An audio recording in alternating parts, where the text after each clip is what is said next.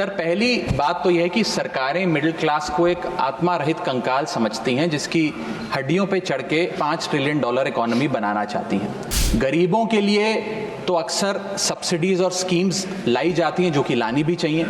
अमीरों के लिए production linked incentives, rebate, tax incentives, न जाने क्या क्या लाया जाता है, लेकिन इस देश के मिडिल क्लास को कुछ हासिल नहीं होता। ऐसा लगता है कि सरकारें समझती हैं कि देश के मिडिल क्लास के ना सपने हैं ना अरमान है, लेकिन वो सोने का अंडा देने वाली वो मुर्गी है जिसकी गर्दन जब चाहे मरोड़ के टैक्स वसूल लिया जाए। सबसे पहले तो सर आपका धन्यवाद कि आपने यूनियन बजट 2025-26 पर आम आदमी पार्टी की ओर से मुझे बात रखने का मौका दिया। सर, इस बजट को सरकार ने मिडिल क्लास का बजट कहकर बताया और कहा कि ये मिडिल क्लास की सारी समस्याओं का हल है इस बजट में। तो सबसे पहले सर मैं मिडिल क्लास की चर्चा करना चाहूँगा, उसके बाद अपने भाषण के अन्य भागों पे जाता जाऊँगा। सर, पहली बात तो यह है कि सरकारें मिडिल क्लास को एक आत्मा रहित कंकाल समझती हैं जिसकी हड्डियों पे चढ़ के $5 ट्रिलियन इकोनॉमी बनाना चाहती हैं। सर, इस देश का मिडिल क्लास कमर तोड़ मेहनत करता है, लेकिन इस मेहनत के बावजूद मिडिल क्लास गरीब हो रहा है, अमीर नहीं हो रहा। गरीबों के लिए तो अक्सर सब्सिडीज और स्कीम्स लाई जाती हैं जो कि लानी भी चाहिए। अमीरों के लिए production linked incentives, rebate, tax incentives, न जाने क्या क्या लाया जाता है, लेकिन इस देश के मिडिल क्लास को कुछ हासिल नहीं होता। ऐसा लगता है कि सरकारें समझती हैं कि देश के मिडिल क्लास के ना सपने हैं ना अरमान है, लेकिन वो सोने का अंडा देने वाली वो मुर्गी है जिसकी गर्दन जब चाहे मरोड़ के टैक्स वसूल लिया जाए। इसी के चलते सर मैं कहना चाहता हूं कि इस देश में मांग यानी कि डिमांड इसलिए गिर रही है क्योंकि इस देश का मिडिल क्लास सिकुड़ रहा है। तमाम आंकड़े एफएमसीजी सेक्टर से लेके गाड़ी बेचने वाले कंपनियों के सेल्स के आप उठाकर देखेंगे तो वो आपको यही बताएंगे कि इस देश का मिडिल क्लास खर्च नहीं कर रहा, और खर्च इसलिए नहीं कर रहा क्योंकि उसकी जेब में आमदनी ही नहीं है। मिडिल क्लास खाली सेंसस के लिए नहीं है सर, उसके भी अपने अरमान हैं, उसके अपने सपने हैं। 1989 में यूनाइटेड स्टेट्स ऑफ अमेरिका में एक पिक्चर बनी थी जिसका नाम था Honey I shrunk the kids. मुझे लगता है भारत देश में वर्ष 2025 में पिक्चर बननी चाहिए honey I shrunk India's middle class. Sir, मैं आपको साफ तौर पे बताना चाहता हूं कि मिडिल क्लास टैक्स उससे वसूला जाता है जैसे उससे किसी अधिकार से हम टैक्स ले रहे हैं और सुविधा उसको एहसान मुताबिक दी जाती है। सर, नेस्ले इंडिया के अभी आंकड़े आए जो इस देश की सबसे बड़ी एफएमसीजी कंपनियों में आता है। उस आंकड़ों में यह पता लगा कि 8 वित्तीय वर्षों में इस वर्ष सबसे कम ग्रोथ उन्होंने दर्ज कराई है। और जब नेस्ले इंडिया के चेयरमैन से यह बात पूछी गई कि क्यों आप अपनी लोएस्ट ग्रोथ पर आ गए, तो नेस्ले इंडिया के चेयरमैन ने कहा कि भारत का मिडिल क्लास खरीद नहीं रहा, भारत का मिडिल क्लास सिकुड़ रहा है। मैं महंगी गाड़ी और महंगे मकानों की बात नहीं कर रहा सर, लेकिन सस्ती गाड़ी और सस्ते मकान जो मिडिल क्लास खरीदता है उनकी डिमांड घटती जा रही है, उसकी प्रोडक्शन घटती जा रही है, जिसका सीधा इंपैक्ट हमारी इकोनॉमी पर है। काफी चर्चा हुई सर सरकार द्वारा कि हम मिडिल क्लास के लिए 12 लाख की टैक्स रियायत लेकर आए। मैं सर बतौर चार्टर्ड अकाउंटेंट ये बताना चाहता हूं कि ना ही ये टैक्स एग्जेम्पशन है, ना ही ये टैक्स डिडक्शन है, ये एकमात्र टैक्स रिबेट है। इस रिबेट का स्वागत हम सब करते हैं, हम सबको खुशी हुई, लेकिन मैं आपको इन तीनों में फर्क बताना चाहता हूं और ये दिखाना चाहता हूं कि कैसे चोर दरवाजे से इंडियन मिडिल क्लास से अभी भी इनकम टैक्स वसूला जा रहा है। पहली चीज सर, ये इनकम टैक्स एग्जेम्पशन नहीं है। एग्जेम्पशन होता है जैसे एक सोर्स ऑफ इनकम पर इनकम टैक्स लगे ही ना, जैसे कि इस देश में एग्रीकल्चरल इनकम, खेती बाड़ी से जो कमाई होती है उस पर कोई इनकम टैक्स नहीं लगता। ये वो नहीं है। ये टैक्स डिडक्शन भी नहीं है। टैक्स डिडक्शन होता है कि फर्ज करिए आपने साल में 15 लाख रुपए कमाए, इनकम टैक्स डिडक्शन आपको 12 लाख रुपए की मिली, तो 15 घटा 12 3 लाख पर आपको इनकम टैक्स देना पड़ेगा। ये टैक्स डिडक्शन भी नहीं है, ये टैक्स रिबेट है। यानी कि 12 लाख तक अगर आपने पैसा कमाया साल में तो आपको इनकम टैक्स नहीं देना, लेकिन जैसे ही 12 लाख से ज्यादा, फर्ज करिए आपने 12 लाख 1,000 रुपए कमाया, तो पूरे 12 लाख 1,000 पे आपके स्लैब अनुसार आपसे इनकम टैक्स वसूला जाएगा। और दूसरी चीज कैपिटल गेन्स पे, यानी कि अगर आप अपने कोई मकान बेचते हैं, सोना बेचते हैं, इक्विटीज बेचते हैं, शेयर्स बेचते हैं, उस पर जो कैपिटल गेन पे मुनाफे पे लगता है टैक्स, वो इस 12 लाख की सीमा में नहीं आएगा, उस पे आपको अतिरिक्त टैक्स देना पड़ेगा। सर लेकिन इस 12 लाख की रियायत से कितने लोगों को भारत देश में फायदा हुआ, यह भी समझने की आवश्यकता है। हम 140 करोड़ की आबादी वाले देश में रहते हैं, जिसमें मात्र 8 करोड़ लोग इनकम टैक्स की रिटर्न भरते हैं, और इन 8 करोड़ लोगों में से मात्र 3 करोड़ लोग इनकम टैक्स भी भरते हैं। यानी कि 8 करोड़ लोग इनकम टैक्स की रिटर्न भरते हैं, 5 करोड़ लोग जीरो इनकम दिखा के अपनी इनकम टैक्स की रिटर्न भरते हैं, जीरो टैक्सेबल इनकम, और उनसे कोई इनकम टैक्स नहीं वसूलती। लेकिन जो बाकी 3 करोड़ बचे, मात्र वो ही इनकम टैक्स भरते हैं। तो किन लोगों का फायदा हो रहा है, यह भी समझने की आवश्यकता है। और इसका मुकाबला आप करिए सर, सीएमआई का डेटा बताता है कि इस देश में कंजम्पशन के आधार पे 43 करोड़ इंडियंस, 43 करोड़ भारतीय भारत की मिडिल क्लास में आते हैं। 43 करोड़ में से मात्र 2 से 3 करोड़ लोगों को ही इसका फायदा होने जा रहा है। उसका हम स्वागत करते हैं, लेकिन बाकियों के लिए क्या? वित्त मंत्री जी ने यह फैसला जब सुनाया तो कहा कि इससे भारत की कंजम्पशन बढ़ेगी, खपत बढ़ेगी, और इकोनॉमी का चक्का, इकोनॉमी का पहिया चलने लग जाएगा। मैं आपको बताना चाहता हूं और इस सदन में भविष्यवाणी करता हूं सर, कि इस टैक्स रियायत से इस देश की कंजम्पशन नहीं बढ़ने वाली।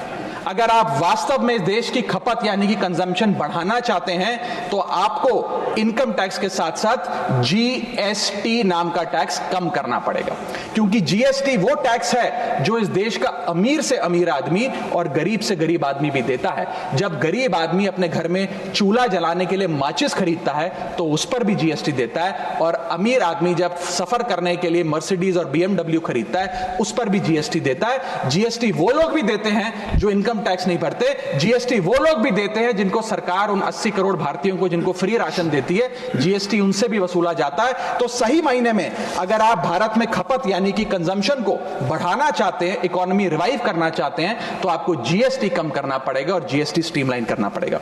सर मिडिल क्लास इस देश का सबसे देशभक्त क्लास है, जो सबसे ज्यादा टैक्स देता है। और सर जब नौकरी से लौटता हुआ साधारण पैंट शर्ट पहने मिडिल क्लास का आदमी मेट्रो की लाइन में खड़ा होता है, तो उसे यह चिंता नहीं होती कि घर जाकर कौन सी पिक्चर देखूंगा या कौन सा पकवान खाऊंगा।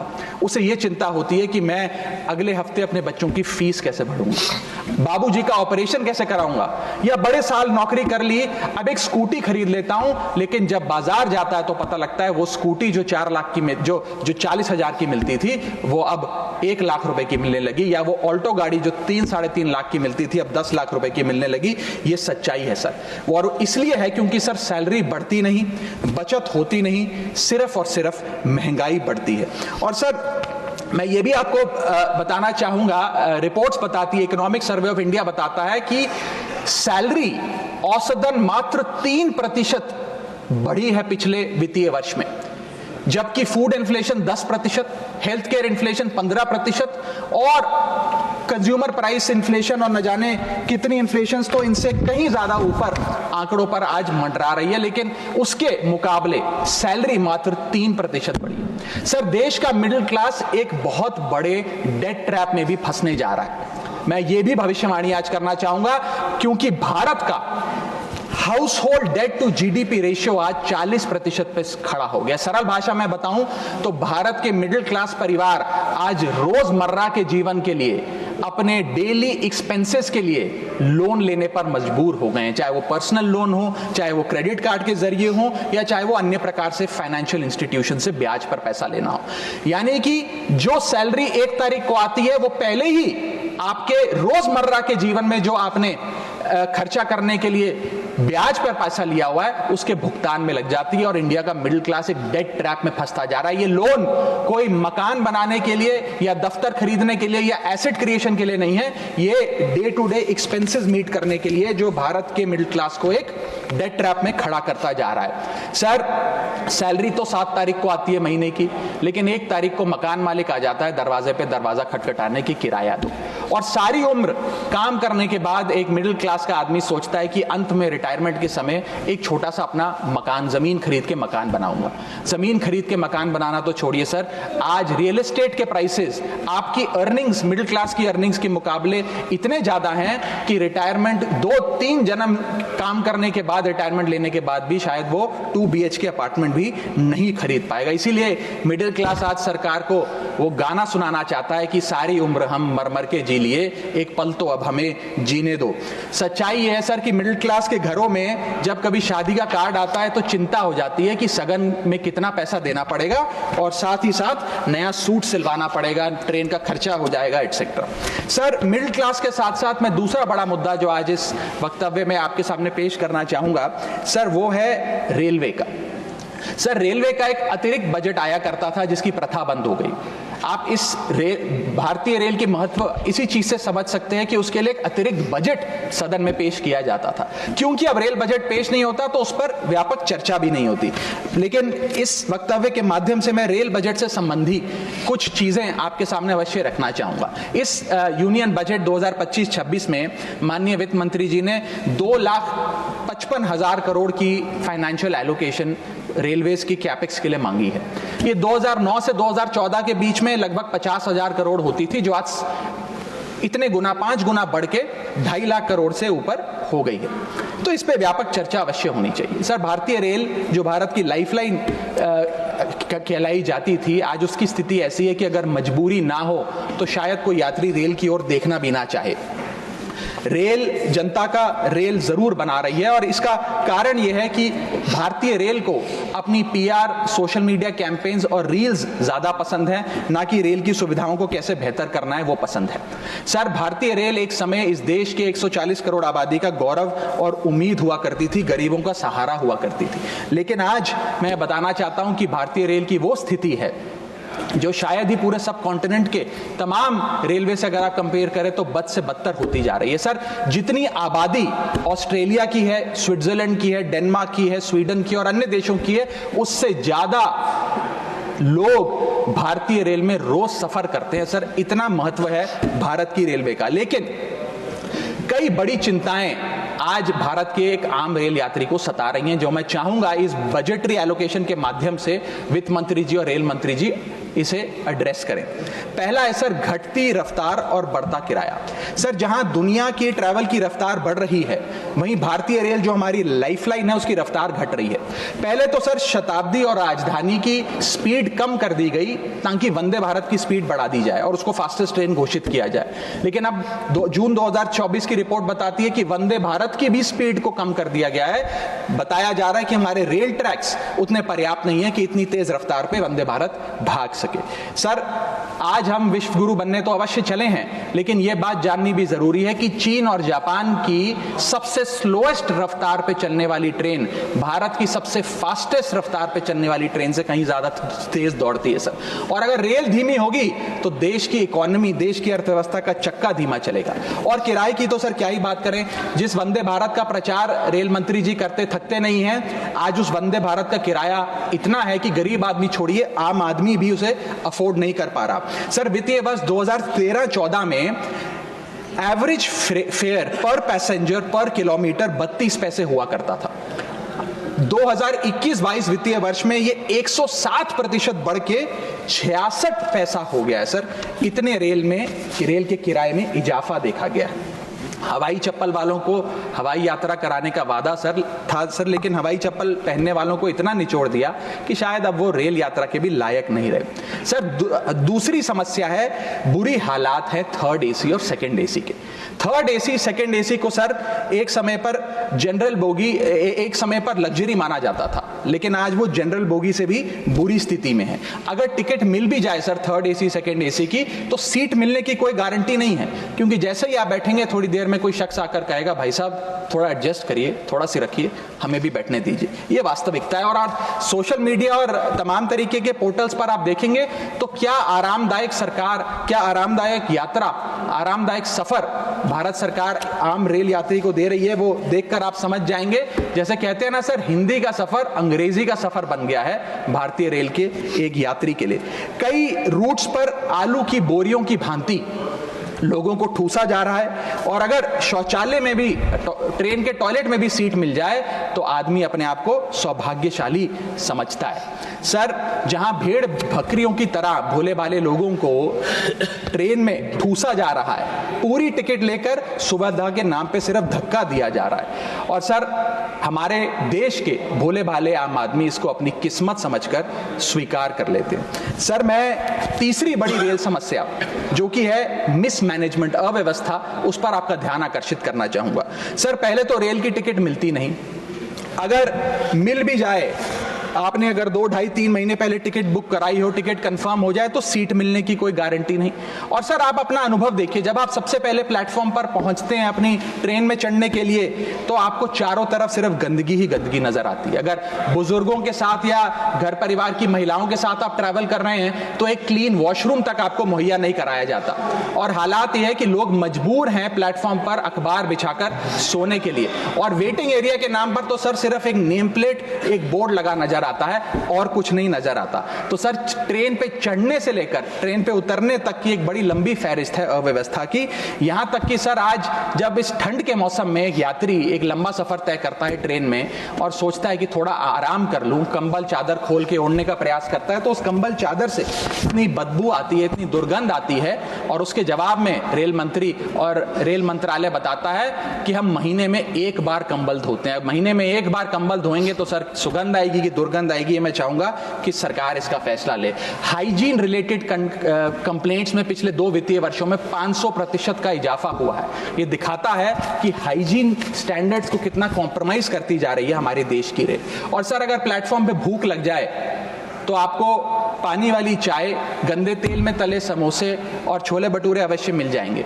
और इसी के साथ साथ अगर आपने IRCTC का खाना बुक किया हो और रेल विभाग आपको खाना दे, तो जब वेज थाली आप मंगाएंगे तो उसमें आपको कॉम्प्लीमेंट्री मच्छर, कॉकरोच और कीड़े मकोड़े भी नसीब हो सकते हैं। जब आप वेज थाली ऑर्डर करेंगे और ये आपको नसीब नहीं होंगे तो सूखी रोटी, कच्चे चावल और पानी जैसी दाल तो अवश्य मिलेगी। सर, महाकुंभ को लेकर कई आयोजन बड़े बड़े किए गए और कहा गया कि भारतीय रेल बड़ी सक्रिय होकर महाकुंभ का आयोजन कर रही है। मैं बताना चाहूंगा कि प्रयागराज का रेलवे स्टेशन और आसपास के कई रेलवे स्टेशंस को बंद करना पड़ा क्योंकि सरकार क्राउड मैनेजमेंट नहीं कर पाई। और कहां पर ये स्पेशल ट्रेन चल रही हैं महाकुंभ के लिए, मैं पूछना चाहूंगा, कोई व्यक्ति है जिसके पास एक स्पेशल ट्रेन की कंफर्म टिकट है सर? और सर मैं चौथी बड़ी चीज जिस पर आपका ध्यान आकर्षित करना चाहूंगा वो है आम आदमी से लूट। सर पहले तो IRCTC की वेबसाइट का इंटरफेस कुछ इस प्रकार है कि आप टिकट बुक नहीं कर पाएंगे। जब बुक करने के लिए थर्ड पार्टी एप्स पे जाएंगे तो वो आपसे मोटा कमीशन लेंगी। अब खुदा ना खास्ता आपकी यात्रा कैंसिल हो जाए तो मोटा कैंसिलेशन चार्ज भी आपसे वसूला जाएगा। और प्लेटफॉर्म टिकट की तो क्या बात करें सर, आपके सगे संबंधी अगर आपको प्लेटफॉर्म पर छोड़ने आए तो कितना प्लेटफॉर्म पे खर्चा होता है, कितनी प्लेटफॉर्म टिकट किस रेट पर वसूली जाती है वो आपको पता है सर। और हालात ऐसे हैं कि वहां पर बिस्लरी का पानी आप प्लेटफॉर्म पर खरीदिए तो बिलसेरी का नकली पानी आपको दिया जाता है। ऐसे ऐसे ब्रांड्स के चिप्स, चॉकलेट्स, बिस्किट्स और पानी दिया जाता है जिन ब्रांड्स का आपने कभी नाम नहीं सुना। सर पांचवी समस्या है ज्यादा से ज्यादा नॉर्मल ट्रेन चलाने की आवश्यकता। सर बुलेट ट्रेन और वंदे भारत से ज्यादा किफायती यात्रा नॉर्मल ट्रेन में हो जाए तो देश का आम आदमी खुश हो जाएगा।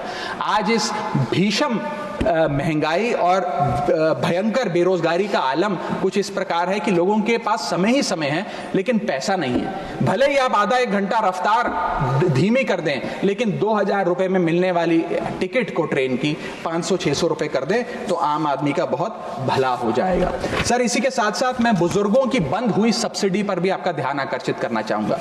2020 में सरकार ने बुजुर्गों को मिलने वाली रेल टिकट पर जो सब्सिडी थी वो बंद कर दी, जिसके चलते सरकार ने काफी ढोल बजाकर कहा कि वित्तीय वर्ष 22-23 में उन्होंने 2242 करोड़ पैसे 150 मिलियन सीनियर सिटीजन से वसूल किए हैं, यानी कि 2200 करोड़ की रेलवे की इनकम में इजाफा हुआ। अब बताइए सर, क्या हम अपने बड़े बुजुर्गों की हड्डियां निचोड़कर भी पैसा वसूलेंगे? पूरी जिंदगी भर काम करने के बाद एक सीनियर सिटीजन सोचता है कि रिटायरमेंट के बाद तीर्थ करने जाऊंगा, धार्मिक स्थानों पे जाऊंगा, लेकिन आज हम ये सब्सिडी बंद करके उन पर महंगाई का एक बड़ा बर्डन डाल रहे हैं। मैं वित्त मंत्री जी को और रेल मंत्री जी को कहना चाहूंगा कि अगर ये बड़े बुजुर्ग तीर्थ यात्रा पे जाएंगे तो शायद आप ही के लिए दुआएं मांगेंगे। सर, इसी के साथ साथ मैं रेल और जनता की सुरक्षा, ये मेरा आखिरी पॉइंट है सर, इसके टुवर्ड्स भी आपका ध्यान आकर्षित करना चाहूंगा। सर, पहले सुरक्षित यात्रा की गारंटी हुआ करती थी, आज कोई गारंटी नहीं है। रेल मंत्री कहते हैं हमने कवच सिस्टम नाम का एक नया सिस्टम लागू किया है जिससे अब रेल दुर्घटनाएं बंद हो जाएंगी। सर, क्या एक महीना भी ऐसा बीता कवच सिस्टम लागू होने के बाद जब रेल दुर्घटना का कोई समाचार हमारे पास नहीं आया? सर, बीते 5 सालों में 200 से ज्यादा रेल एक्सीडेंट्स हुए हैं, जिसमें 400 से ज्यादा लोगों की मौत और अनगिनत लोग इंजर हुए हैं। सीएजी की वर्ष 2000 जो अभी रिपोर्ट आई वो बताती है कि वित्तीय वर्ष 2018 से 2021 के भीतर जितनी भी ट्रेन एक्सीडेंट्स हुए उसका 75% कारण लैक ऑफ ट्रैक मेंटेनेंस, यानी कि रेल ट्रैक की मेंटेनेंस में जो कमी है उसकी वजह से रेल की दुर्घटनाएं हो रही हैं। हम ये हाउस 2.5 लाख करोड़ रुपए सैंक्शन करने जा रहा है भारतीय रेल को। मुझे उम्मीद है कि कम से कम ट्रैक मेंटेनेंस तो ठीक ठाक तरीके से रेलवे विभाग कराएगा। सर, इसी के साथ साथ जितनी भी ये समस्याएं बताई गई हैं, अगर रेल मंत्री रेल से ज्यादा रेल पर ध्यान दे तो अवश्य इसका इलाज हो जाएगा। मैं 4 पंक्तियां एक आम रेल यात्री के अनुभव को एक्सप्लेन करते हुए आपके सामने पढ़ना चाहूंगा। सर, अजब गजब चल रहा है रेल का खेल, हमेशा गाड़ी लेट तो कहीं ब्रेक फेल, महंगी टिकट के बाद भी सीट मिलने की आस नहीं, सुरक्षित पहुंच जाएं इस बात पर विश्वास नहीं, भिड़ रहे हैं ट्रेनें, मर रहे हैं लोग, रेल मंत्री लगा रहे हैं अमृतकाल का भोग, बुकिंग से लेकर टिकट कैंसिलेशन तक दर्जनों टैक्स का जाल, भेड़ बकरियों की तरह ठूसे जा रहे हैं लोग, कैसे मनाएं अमृतकाल, बेरोजगारों के देश में हो रही है बुलेट ट्रेन की बात, सरकार कैसे समझेगी आम आदमी के मन के जज्बात, रेल मंत्री को रेल नहीं रील पसंद है, टिकट के नाम पर मनमाना बिल पसंद है, खाना मांगने पर मिलता है कॉकरोच, छिपकली और मच्छर, इतना बदहाल हो चुका है हमारी लाइफलाइन का स्ट्रक्चर, आखिर कैसे सुधरेगी व्यवस्था, कैसे बदलेंगे हालात, सरकार समझने को तैयार नहीं आम आदमी के जज्बात। सर, मैं अपने अगले भाग में आपका ध्यान आकर्षित करना चाहूंगा, जो new administration United states of America में आई है उसका क्या इकोनॉमिक आर्थिक इंपैक्ट भारतीय अर्थव्यवस्था पर पड़ने जा रहा है। सर, पहले तो 4 फरवरी 2025 को अमेरिका की सेना का एक माल ढोने वाला बड़ा विमान 104 भारतीयों को डिपोर्ट करने के लिए भारत आया। पता लगा कि उन भारतीयों के हाथ में हथकड़ियां और पैरों में जंजीरें थी, बेड़ियां बांधकर उनको लाया गया। बताया जा रहा है कि 7,25,000 ऐसे लोग हैं जो बिना दस्तावेज के भारतीय प्रवासी वहां रह रहे हैं, जिनको अब एक एक कर अमेरिका भारत वापस भेजने जा रहा है। सर, हम चले तो विश्व गुरु बनने थे, वहां अमेरिका ने अपनी मिलिट्री लगाकर हजारों लोगों को डिपोर्ट करना शुरू कर दिया है। मैंने सर किसी बांग्लादेश, पाकिस्तान या श्रीलंका के नागरिक को डिपोर्ट होने की खबर तो नहीं पड़ी, लेकिन भारतीयों के साथ जो अमानवीयता हुई वो जरूर उसकी खबर पड़ी। सर, मैं ये स्पष्ट करना चाहता हूं कि इलीगल माइग्रेशन को तो शायद इलीगल इमिग्रेशन को इस सदन में बैठा कोई भी व्यक्ति सपोर्ट नहीं करेगा, लेकिन सर जो उस नाउमीदी के शिकार रोजगार की तलाश में युवा गए, उनके साथ जो इनह्यूमन ट्रीटमेंट हुआ उसको लेकर तो हमें आवाज बुलंद करनी चाहिए। सर, 40 घंटे तक उनके हाथों और पैरों में बेड़ियां बांध के रखा गया, वॉशरूम तक नहीं जाने दिया गया। सर, इसको लेकर मुझे लगता है शायद इस देश के हर नागरिक का खून खौलता होगा। उसी के सामने, इसी एग्जाम्पल के सामने हमारे पास एक और एग्जाम्पल है। इस दुनिया का एक बहुत छोटा सा देश है सर, कोलंबिया। कोलंबिया के राष्ट्रपति गुस्तावो को जब पता लगा कि अमेरिका से एक सेना का माल ढोने वाला विमान इसी प्रकार कोलंबिया के नागरिकों को जो बिना दस्तावेज के वहां पाए गए कोलंबिया छोड़ने के लिए आ रहा है, तो उन्होंने उस विमान को लैंडिंग की अनुमति नहीं दी। उन्होंने कहा कि मैं अपना विमान भेजूंगा, कोलंबिया सरकार का विमान, और पूरे सम्मानजनक तरीके से मैं अपने नागरिकों को वापस लाऊंगा। सर, वास्तव में कोलंबिया जो डटकर अमेरिका के सामने खड़ा हो गया, वो असल विश्व गुरु बना इस महीने में तो। और मैं मिनिस्टर ऑफ एक्सटर्नल अफेयर्स से भी पूछना चाहूंगा सर कि वो खुद क्यों नहीं गए इन नागरिकों को, हमारे भाइयों बहनों को रिसीव करने? क्यों हमने उन्होंने जहाज नहीं भेजा, अपना भारतीय वायुसेना का जहाज उनको वापस लाने के लिए। और जब हमारे पास पहले से ही सूची थी कि इन 104 भारतीयों को डिपोर्ट किया जा रहा है, तो हमने इसके खिलाफ प्रोटेस्ट क्यों नहीं किया? क्या अमेरिकी दूतावास से किसी को बुलाया, किसी से चर्चा करी, अपना विरोध दर्ज कराया? और अंत में सर, गुजरात, उत्तर प्रदेश, महाराष्ट्र, पंजाब और हरियाणा, इन तमाम राज्यों के ये लोग थे जो आए, लेकिन प्लेन को न जाने किस कारणवश अमृतसर में उतारा गया। मैं चाहूंगा इस विषय पर भी, इस स्ट्रैटेजिक डिसीजन पर भी माननीय विदेश मंत्री जी ध्यान आकर्षित करें सदन का। सर, क्या आपने कभी सुना है कि स्विट्जरलैंड का कोई नागरिक, डेनमार्क का कोई नागरिक, ब्रिटेन का कोई नागरिक, नीदरलैंड का कोई नागरिक डंकी रूट के माध्यम से अमेरिका गया हो नौकरी की तलाश में? नहीं सुना होगा सर। भारतीय ही क्यों मजबूर है डंकी रूट के माध्यम से अमेरिका पहुंचकर वहां पर मेहनत मजदूरी, छोटी मोटी लेबर का काम करने के लिए? वो इसलिए सर, क्योंकि इस देश में तमाम सरकारों ने हमारे देश के युवा को बेरोजगार रखा। वादा तो था सर 2 करोड़ नौकरियां देने का, लेकिन वो 2 करोड़ नौकरियां दे नहीं पाई सरकार।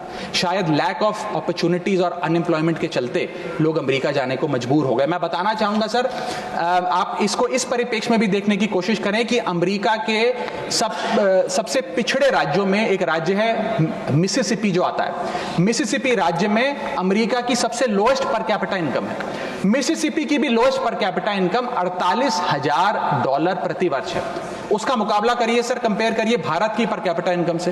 भारत की पर कैपिटा इनकम मात्र $1160 है। कहां अमेरिका की सबसे गरीब राज्य की पर कैपिटा इनकम, यानी कि साल में औसतन मिसिसिपी में रहने वाला एक आदमी $48,000 कमाता है, वहां एक भारतीय औसतन $1160 कमाता है। तो क्यों नहीं कोई बेहतर जिंदगी के लिए, ज्यादा पैसा कमाने के लिए अमेरिका जाने पर मजबूर होगा सर। मैं डोनाल्ड ट्रंप एडमिनिस्ट्रेशन की जो इकोनॉमिक इंपैक्ट भारत पे पड़ने चाह रहा है उस पर भी आपका ध्यान आकर्षित करना चाहूंगा सर। सबसे पहले H1B वीजास, ये H1B वीजा जो अब भारी रिस्ट्रिक्शंस के साए में फंसे हुए हैं, इसका सबसे ज्यादा अगर नुकसान किसी को होगा तो भारतीयों को होगा सर। वर्ष 2023 में 3,86,000 H1B वीजा एप्लीकेशन अमेरिकी सरकार को आई, जिसमें से 72% एप्लीकेशन भारतीयों की थी। यानी कि अगर H1B मुश्किल होगा तो सबसे ज्यादा मार भारत के स्किल्ड लोगों को पड़ेगी। दूसरा, स्ट्रिक्टर H1B वीजा। अगर स्ट्रिक्टर H1B वीजा होगा और H1B वीजा वालों के वेज में मॉड्यूलेशन करी जाएगी, उसके चलते तमाम वो कंपनियां जो भारतीयों को रोजगार देती हैं अमेरिका में, वो भारतीयों को निकाल कर लोकल अमेरिकन को जॉब्स देंगी, जिसके चलते बहुत बड़ी बेरोजगारी की फौज, हिंदुस्तानियों की फौज परेशान हो जाएगी, भारत वापस आने को मजबूर हो जाएगी। सर, तीसरा पॉइंट, ट्रंप के प्रपोज्ड टैरिफ्स। ये टैरिफ्स क्या है सर जिसकी इतनी चर्चा होती है कि ट्रंप एडमिनिस्ट्रेशन टैरिफ लगाने जा रहा है, प्रपोज टैरिफ लगाने जा रहा है? उसका सरल मैं एक उदाहरण के माध्यम से आपको समझाना चाहूंगा। टैरिफ को आप एक इंपोर्ट ड्यूटी के चश्मे से भी समझ सकते हैं। मान लीजिए अमेरिका में बैठा एक बायर हिंदुस्तान के एक मैन्युफैक्चरर से एक शर्ट खरीदता है 100 रुपए की। आज वो शर्ट उसे 100 रुपए की पड़ती है, लेकिन अगर ये अमेरिका की नई हुकूमत, ट्रंप एडमिनिस्ट्रेशन 20% का टैरिफ शर्ट्स पर लगा दे, अपैरल्स पर लगा दे, तो वो 100 रुपए की शर्ट अमेरिका के बायर को 100 रुपए की नहीं 120 रुपए की पड़ेगी। तो वो अमेरिका का बायर हिंदुस्तान से 120 रुपए की शर्ट खरीदने की बजाय 108 रुपए की, 105 रुपए की, 104 रुपए की वियतनाम, फिलीपींस और बांग्लादेश जैसे देशों से खरीदेगा। ये है टैरिफ का खेल, जिसके चलते एक्सपोर्ट्स घटेंगे, मांग घटेगी, कारखाने बंद होंगे, रोजगार जाएगा। सर, पहला आईटी एक्सपोर्ट्स। भारत $245 बिलियन का सालाना आईटी एक्सपोर्ट करता है। इसका 80% export United states of America को होता है। सबसे बड़ा प्रहार आईटी एक्सपोर्ट्स पे होगा। दूसरा, 15 से 25% यूएस टैरिफ्स इंडियन एपरल्स यानी कि टेक्सटाइल्स पर लगने जा रहे हैं, जिसका मैंने उदाहरण अभी आपको दिया। इसके चलते कॉस्ट एडवांटेज भारतीय मैन्युफैक्चरर्स की घट जाएगी, सोर्सिंग और बाइंग हिंदुस्तान से बंद हो जाएगी, और करीब करीब एस्टिमेट्स बताते हैं 2 मिलियन जॉब्स भारत की टेक्सटाइल और गारमेंट इंडस्ट्री की बंद हो जाएगी, जिसमें मेरे लुधियाने, पंजाब से लुधियाने में बहुत सारे टेक्सटाइल हब्स हैं, तमिलनाडु में है, गुजरात में, उनको सबको खामियाजा भुगतना पड़ेगा। सर, इसके साथ साथ propose tariffs on Indian pharmaceuticals Donald Trump administration लगाने जा रही है। आज जितने भी pharmaceutical products, generic drugs, generic दवाइयां भारत यूएस को एक्सपोर्ट करता है, उन सब पर यह इंपोर्ट ड्यूटी लग जाएगी। मैं आपको बताना चाहूंगा 40% यूएसए की जितनी खपत है उसके 40% जेनरिक दवाइयां और ड्रग्स भारत सप्लाई करता है। तो इतना बड़ा प्रहार भारत की इंडियन फार्मा इंडस्ट्री पे होने जा रहा है, जिसके चलते रेवेन्यू लॉसेस और जॉब लॉसेस होने जा रहे हैं। तीसरा point, proposed 25% US tariff on Indian auto companies. Automobile auto parts बनाने वाली कंपनियों पर 25% की ड्यूटी लगाने जा रही है ट्रंप एडमिनिस्ट्रेशन, जिसके चलते $14 बिलियन का ट्रेड इंपैक्ट होने जा रहा है। और इसके चलते भारत में मैन्युफैक्चर हो रही ऑटोमोबाइल्स की डिमांड घटेगी, एक्सपोर्ट घटेगा, कारखाने बंद हो गए और 10 लाख से ज्यादा लोगों की नौकरियां जा सकती हैं। सर, चौथा और महत्वपूर्ण पॉइंट, एक बहुत बड़ी बेरोजगारों की फौज भारत की ऑलरेडी बेरोजगार फौज में जुड़ जाएगी। पूछिए कैसे सर? 7,25,000 वो लोग जो बिना दस्तावेज के रह रहे हैं, जिन्हें अमेरिका कह रहा है हम भारत भेज देंगे। 1 मिलियन वो लोग जिनका ग्रीन कार्ड अभी पेंडिंग है, उनका ग्रीन कार्ड कैंसिल हो जाएगा। लाखों H1B वीजा एप्लीकेंट जिनका H1B वीजा मिलना अब नामुमकिन सा हो गया है। और उसके अतिरिक्त भारत में जो टेक्सटाइल्स, फार्मा, IT और ऑटोमोबाइल इंडस्ट्री है, उसमें जॉब ले ऑफ्स होंगे। यानी कि इन लाखों लोगों की एक जो अनएम्प्लॉयड लोगों की फौज भारत आकर भारत की ऑलरेडी अनएम्प्लॉयड लोगों की फौज में जुड़ जाएगी, उसको कैसे हम इस इकोनॉमिक साइकिल में रीइंटीग्रेट करेंगे, कैसे इस अनएम्प्लॉयमेंट और अंडर एम्प्लॉयमेंट का सामना करेंगे। सर, मेरा आखिरी पॉइंट इस ट्रंप एडमिनिस्ट्रेशन का जो इकोनॉमिक इंपैक्ट भारत पर पड़ेगा उसके संदर्भ में है, वो ये है सर कि भारत की फॉरेन इनवर्ड रेमिटेंसेस घट जाएंगी, भारत का फॉरेक्स रिजर्व्स घटेगा। सर, वर्ष 2024 में डॉक्यूमेंटेड एंड अनडॉक्यूमेंटेड भारतीय प्रवासी भारतीय जो यूएस में रहते हैं, उन्होंने कुल मिलाकर $111 बिलियन भारत भेजे। यानी कि वहां पर जो आदमी रहता है वो कमाई करता है, वो पैसा हिंदुस्तान भेजता है ताकि हिंदुस्तान में जो उसका परिवार, बूढ़े माँ बाप, बीवी बच्चे, भाई बहन हैं, वो सम्मानजनक जीवन जी सकें। जब उनकी नौकरियां ही नहीं रहेंगी, जब वो पैसा ही नहीं कमाएंगे, तो वो क्या पैसा भेजेंगे? जब वो पैसा नहीं भेजेंगे तो भारत के फॉरेक्स रिजर्व्स घटेंगे, और फॉरेक्स रिजर्व्स घटने की वजह से रुपया और कमजोर होगा और डॉलर और मजबूत होगा। सर, भारत की कॉर्पोरेट टैक्स कलेक्शंस में 3 से 4 हजार करोड़ का नुकसान होने जा रहा है इस ट्रंप एडमिनिस्ट्रेशन के प्रपोज टैरिफ्स की वजह से। और इंफोसिस, TCS जैसी बड़ी बड़ी कंपनियां अब 80 से 90% अमेरिकी लोगों को नौकरियां देंगी। भारतीय जो H1B वीजा पे वहां काम कर रहे हैं उनको निकालने का काम शुरू होने जा रहा है। सर, जो अमेरिका कहता है वो भारत हमेशा से करता है, एक वफादार दोस्त की तरह। अमेरिका कहता है ईरान से कम तेल खरीदो, हम कम तेल खरीदते हैं। अमेरिका कहता है मुझसे वेपन्स खरीदो, हम डिफेंस हेलीकॉप्टर्स उनसे खरीदते हैं। अमेरिका कहता है फलाने देश पे मैंने सैंक्शन लगा दिया, इस पे रिस्ट्रिक्शंस लगा दी, इससे आप अपना व्यापार बंद कर दो, हम व्यापार बंद कर देते हैं। अमेरिका कहता है रशिया से डिफेंस एयर सिस्टम ना खरीदो, हम उसे निलंबित कर देते हैं। लेकिन उसकी इन सारी चीजों को मानने और एक वफादार दोस्त होने के नाते हमने ये चीजें मानी भी, उसके बदले भारत को मिलता क्या है सर? और सर, सबसे जरूरी बात, भारत में एक बहुत बड़े वर्ग ने और खास तौर पे भारतीय जनता पार्टी के समर्थकों ने सोशल मीडिया पर कैंपेन चलाया ट्रंप को जिताने के लिए कि ट्रंप चुनाव जीत जाए। न जाने कितने ट्वीट, फेसबुक, इंस्टाग्राम, यूट्यूब पे वीडियो बना कर डाले कि ट्रंप जीत जाए। यहां तक कि कुछ लोगों ने तो हवन और अनुष्ठान भी किए कि डोनाल्ड ट्रंप अमेरिका के राष्ट्रपति फिर से बन जाए। लेकिन उसके बदले हमें हासिल क्या हुआ? पहला झटका जो ट्रंप एडमिनिस्ट्रेशन ने दिया सर, वो भारत को दिया। सर, इन 104 भारतीय जो वापस आए हैं, जिनकी हाथों में जंजीरें और पैरों में बेड़ियां थी, उनके लिए भी सर 4 पंक्तियां लाया हूं, गौर फरमाइएगा। सपना था कि अमेरिका जाकर कुछ कमाएंगे, ये नहीं पता था कि ऐसे बांधकर वापस लाए जाएंगे। हाथों में हथकड़ी, पैरों में बंधी रही बेड़ियां, दर्द से टूटती और चटकती रही एड़ियां, कस के बांधा जंजीरों से जैसे कोई सामान, टपकते आंसू सुनाते हैं क्रूरता की दास्तां। सपने में भी नहीं सोचा था कि ऐसा मंजर, मगर अपनों ने ही खोप दिया पीठ में खंजर। क्या बीती होगी उन पर, ये वो ही जानेंगे, उनके जख्मों को विदेश मंत्री नहीं पहचानेंगे। हर चेहरे पर लिखी है क्रूरता की कहानी, हर चेहरे पर लिखी है क्रूरता की कहानी, गुनाह सिर्फ इतना कि वो है हिंदुस्तानी। सर, अंत में मैं बस समाप्त कर रहा हूं सर। मैं आपका ध्यान आकर्षित करना चाहूंगा डीवैल्यूएशन ऑफ द इंडियन रुपी पर, कि गिरता हुआ रुपया। सर, रुपये आज ऑल टाइम लो पर है। जब मई 2014 में ये सरकार बनी थी तब $1 58 रुपए के आसपास मंडराता था। आज $1 87 रुपीज के आसपास मंडरा रहा है, which is an all time low. Sir, रुपया कोई कागज की एक टुकड़ा, कोई पीस ऑफ पेपर नहीं है। रुपया कोई करेंसी भी नहीं है, रुपया हमारी देश की प्रतिष्ठा है। करेंसी गिरती है तो देश की प्रतिष्ठा गिरती है। तमाम देश एक दूसरे देश को कितना सम्मान देना है ये इस बात से भी तय करते हैं कि उसकी करेंसी की कितनी वैल्यू है। और अगर हमारी इंटरनेशनल पहचान कमजोर होती है तो हमारी अर्थव्यवस्था भी कमजोर होगी। सर, इसके साथ साथ जैसे जैसे रुपया गिरता है हमारे देश में इन्फ्लेशन वैसे वैसे बढ़ती है। इसलिए क्योंकि हम बहुत सारी वस्तुएं इंपोर्ट करते हैं, तो इंपोर्टेड इन्फ्लेशन भी हमारे देश के टोटल इन्फ्लेशन का एक बहुत बड़ा हिस्सा है। मैं आपको उदाहरण के तौर पे बताना चाहूंगा सर कि मान लीजिए एक शर्ट हम अमेरिका से खरीदते थे 74 रुपए की पिछले साल, क्योंकि $1 74 रुपए का था। आज वही शर्ट खरीदने के लिए हमें 86-87 रुपए देने पड़ेंगे, यानी कि भारत के लिए वो कॉस्ट पड़ेगी, भारत के बायर के लिए कॉस्ट पड़ेगी, और इन टर्न वो ज्यादा कॉस्ट आम आदमी को पास ऑन करी जाएगी। सर, 5 प्रकार की इन्फ्लेशन बढ़ रही है क्योंकि डॉलर बढ़ रहा है और रुपया गिरता जा रहा है, रुपये न्यूनतम स्तर पर आके खड़ा हुआ है। पहला है food inflation. Sir, Bharat edible oils और पल्सेस बड़ी मात्रा में इंपोर्ट करता है। भारत की खपत का 56% एडिबल ऑयल हम इंपोर्ट करते हैं और भारत की पल्सेस की कंजम्पशन का 15% क्वांटिटी हम इंपोर्ट करते हैं।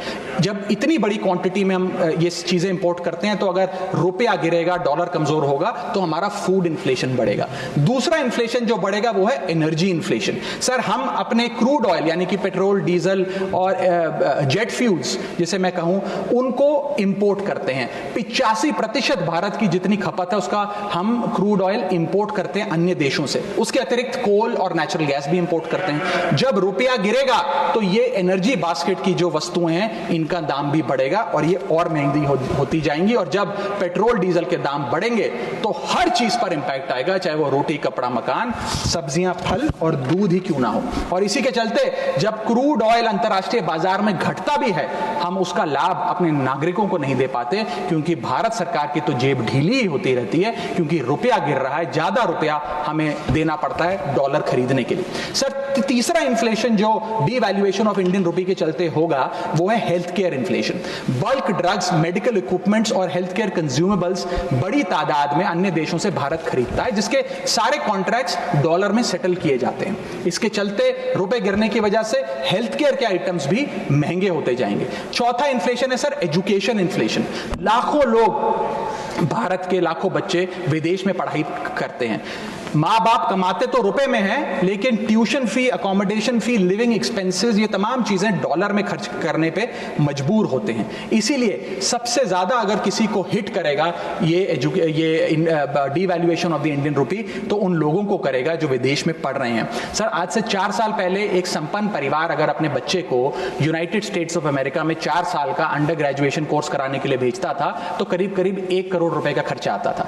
आज क्योंकि डॉलर इतना मजबूत और रुपया इतना कमजोर हो गया है, ये अमाउंट बढ़ के 2 से 2.5 करोड़ रुपए हो गया। सर, इसी के साथ साथ मैं बताना चाहूंगा कि 5वीं बड़ी इन्फ्लेशन जो इस देश में होने जा रही है गिरते हुए रुपए के चलते, वो है electronics inflation. Sir, major electronic components Bharat import करता है। सर, समाप्त कर रहा हूं, भारत इंपोर्ट करता है। इन सारे इलेक्ट्रॉनिक आइटम्स की सेटलमेंट यूएसडी में होती है।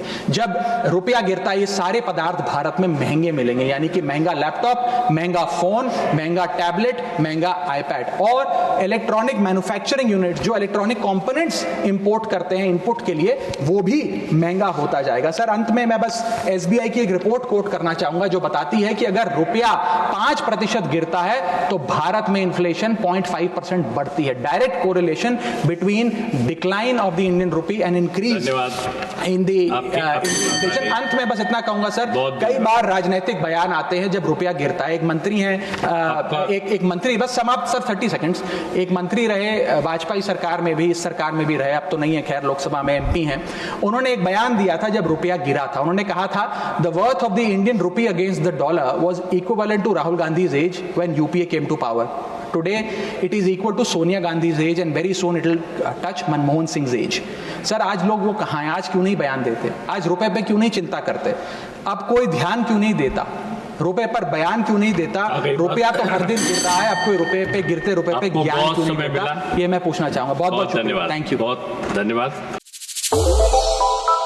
श्रेष्ठ भारत पर खबरों से जुड़े रहने के लिए चैनल को सब्सक्राइब और लाइक करें, बेल आइकन दबाएं और देखते रहें श्रेष्ठ भारत।